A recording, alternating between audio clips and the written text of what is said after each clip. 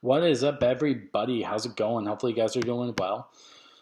In today's video, I'm going to be discussing everything about been going on in the gaming industry because there has been a lot of news regarding Battlefield and Rockstar, um, and GTA and all those other games that's been happening. So let's get started. So let's first talk about Battlefield. Now, it's funny because this game maybe has been out for a month. I'm not too sure when the release date is. I didn't really care. But I had paid attention to what people were saying. And I noticed that it's so funny because people paid $100 to get into this beta. And it blows my mind because people have to realize that when you get into this gaming industry, and if you want to play games early, you're going to be paying at a price. And so they paid $100 to get into this beta expecting a full game. And it's funny because all of them were super pissed. I'm like, yes, please be pissed. Hallelujah. Because that means that you will learn. And that will mean that you will not like Battlefield in the future and you will not trust it. And people are like, oh, Battlefield 5, Battlefield 4 had a bad launch. And you're right. They did. But it wasn't on the scale as large as this because the media wasn't as big back then. And so it's funny because all these people, and they're expecting a great game and they got nothing. The game is full of bugs, glitches, crashes. There's a lot of stuff wrong with the game. I think they introduced a class system similar to Overwatch, and people are like, nope, Overwatch and Battlefield should not belong together. So it was just so funny because people are getting mad. And I'm like, you're so right. Um, you need to learn from this gaming industry. People need to learn what is right and wrong. Um, like I said, I only buy very few games a year. I'm trying to think of the last game I actually bought. I want to say Animal Crossing New Horizons, the new game. Again, I'm picking up these old games for PS3, but they're old. They're cheap.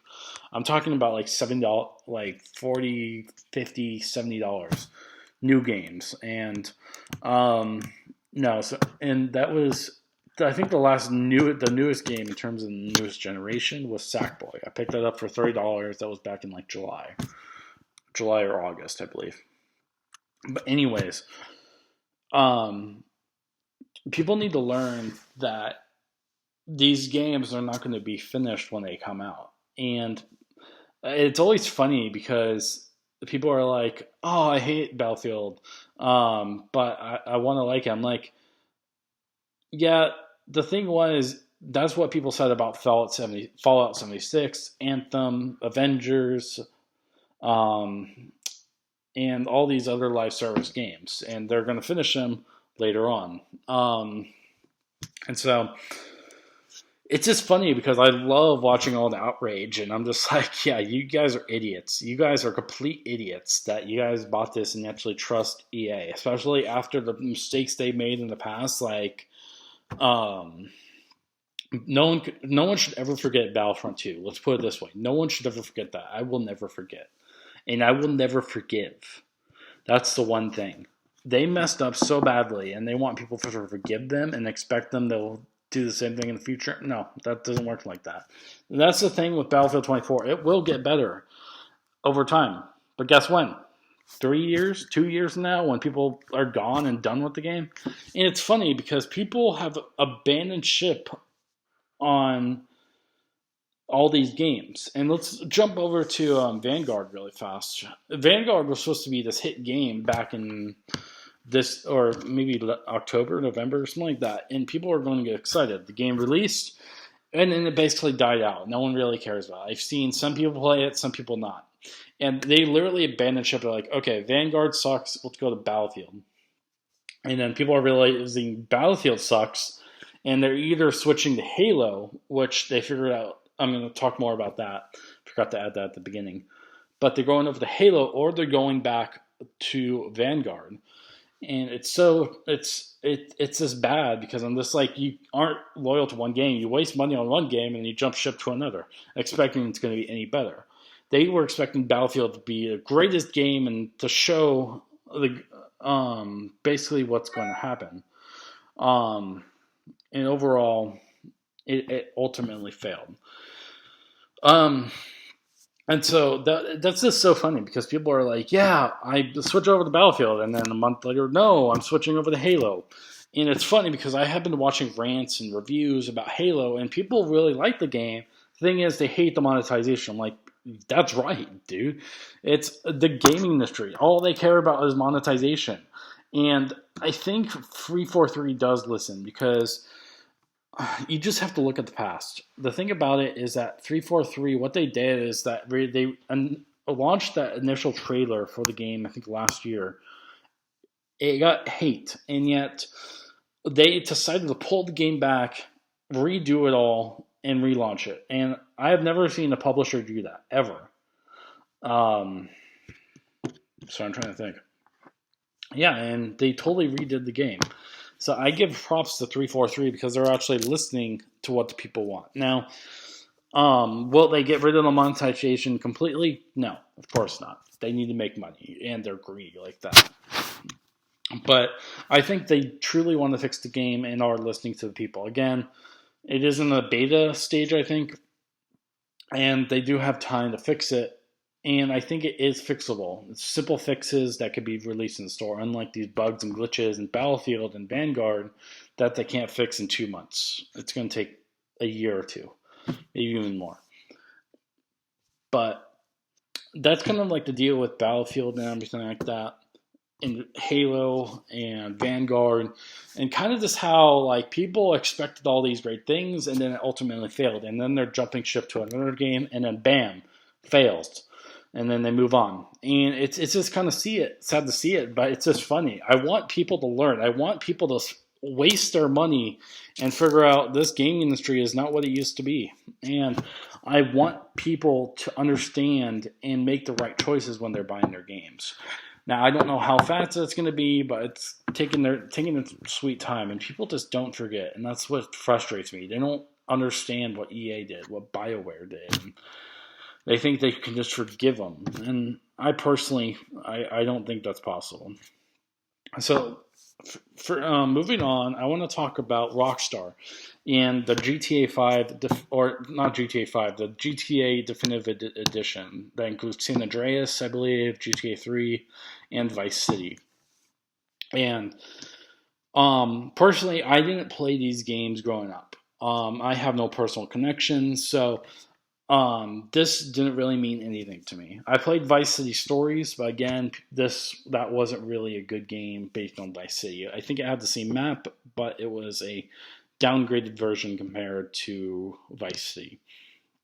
But overall, I knew this game was going to be bad because I knew they're only showing snippets before and after. Like they divided the screen to show before, after, what was going on. And that's the thing. It's like they didn't show any gameplay, so that kind of confused me because I was like, well, where is the gameplay? What's going on? And I kind of knew based on my pessimism and based on what I think of the gaming industry, I knew this game would fail, and people bought it anyways. And what's funny is that I think it took like a few days for anyone that bought it digitally on the PC using the Rockstar Games launcher. It went down and they couldn't play it because I think they pulled the game and had to fix it, take files out. And I'm just like, yeah, they released a buggy game. Why? Because they're greedy. They're a corporation. They need to make money. They need to have releases. And they released anyways unfinished. Does it surprise me? No. But that's all right because everything doesn't really need to surprise. But overall, it was a mess because the rain, I think, was the biggest factor. Everyone's complaining about how it was just a filter, and it didn't affect. You went under a bridge, it was still raining, which didn't make sense. So basically, there was a lot of things wrong with the game, textures, and people were mad. Personally, I was just laughing at the whole time. I'm like, yeah, you idiots. Nostalgia got the factor of you. You played these old games, and now you want to play them again at the right price. So I was laughing the whole time, and I'm still laughing, and personally, I would buy this. Like I said before in an earlier video, I wanted this game to at least have some dignity, and I wanted possibly to buy it at the right price. Unfortunately, it was $60, not like $20 as I wanted it to be. So I didn't pick it up. Now, when it is like $10, $20 in like 5 years, sure, I'll pick it up because it's GTA. It will never die. Kind of like GTA 5, which I personally love. And I'm glad I picked it up at the right price. So I'm trying to think here because that game is super funny and everyone trusted Rockstar. And now, just like Battlefield, Vanguard, and Halo, all these games are going to have great credit, be destroyed, and it's just a vicious cycle. And people are excited about the game, comes out, ultimately fails. They see the next trailer for another game, get excited, pre-order it, get disappointed, see a trailer, and it's this endless cycle that goes loops, loops, loops. But I was really excited for this definitive edition, and it does look good. Don't get me wrong; it does look good. It has some things in the background you don't see, and that's what people don't see. They don't see the bugs and glitches that are behind the scenes that happen like every few minutes, frame drops, everything like that. And that's what these games are suffering from.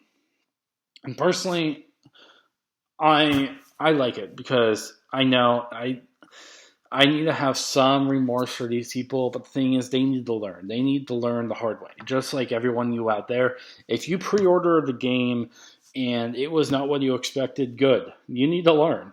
And I know I'm pre-ordering Horizon Forbidden West, and that is a very risky move. Very risky.